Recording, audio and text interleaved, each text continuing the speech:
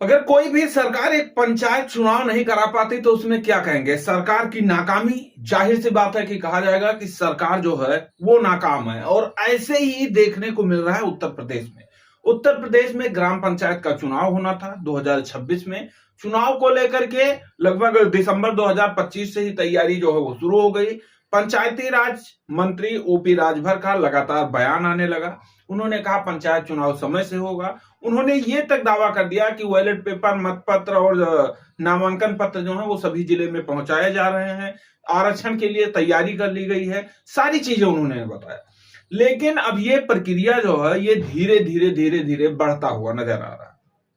पहले प्रक्रिया जो है वो बढ़ता है कि राज्य चुनाव आयोग जो है वो एसआईआर करता है उत्तर प्रदेश में।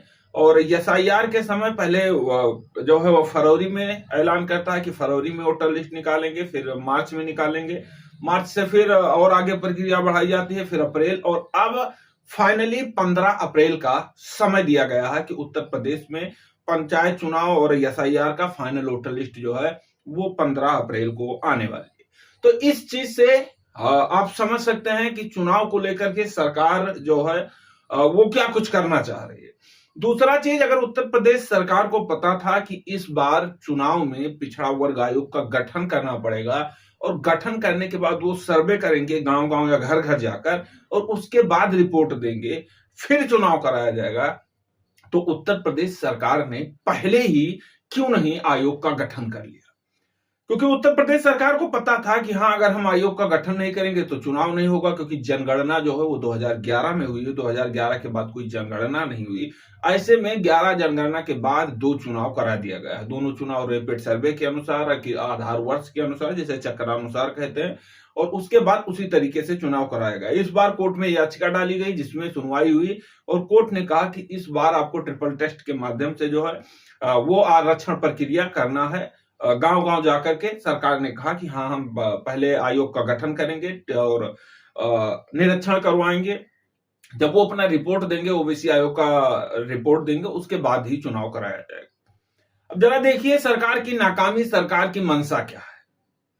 सरकार चाह रही है कि चुनाव किसी तरीके से टलकर 2027 तक पहुंच जाए, क्योंकि अगर 2027 में पहुंचता है तो 2027 में विधानसभा का चुनाव है और इसी बीच फिर शुरू होता है जनगणना का कहानी। अप्रैल से शुरू होने वाला है और ये जनगणना का प्रक्रिया लगभग 1 साल तक चलने वाला है, जो अगले अप्रैल 2027 तक चलने की उम्मीद है।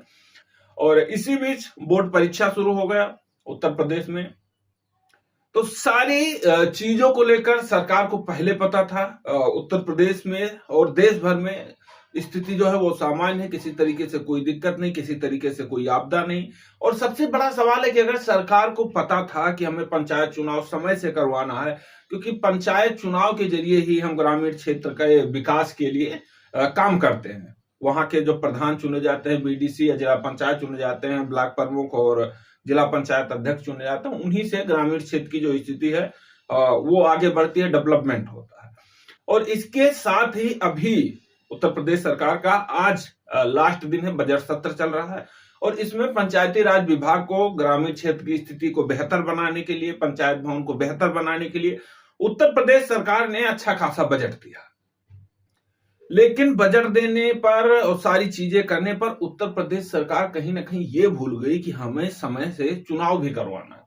चुनाव को लेकर के अगर उत्तर प्रदेश सरकार 21 से 25 तारीख के बीच चुनाव को लेकर कोई ऐलान नहीं करती है तो हम कोर्ट पहुंचने वाले हैं और प्रधानमंत्री, मुख्यमंत्री, राष्ट्रपति को और पंचायती राज विभाग को, राज्य निर्वाचन आयोग को हमने पत्र जो है वो लिखा है और जल्द ही पत्र भी भेजेंगे और उम्मीद करेंगे आप सब हमारा सपोर्ट करेंगे और सरकार के खिलाफ में जो है वो हम याचिका डालेंगे कि पंचायत चुनाव समय से क्यों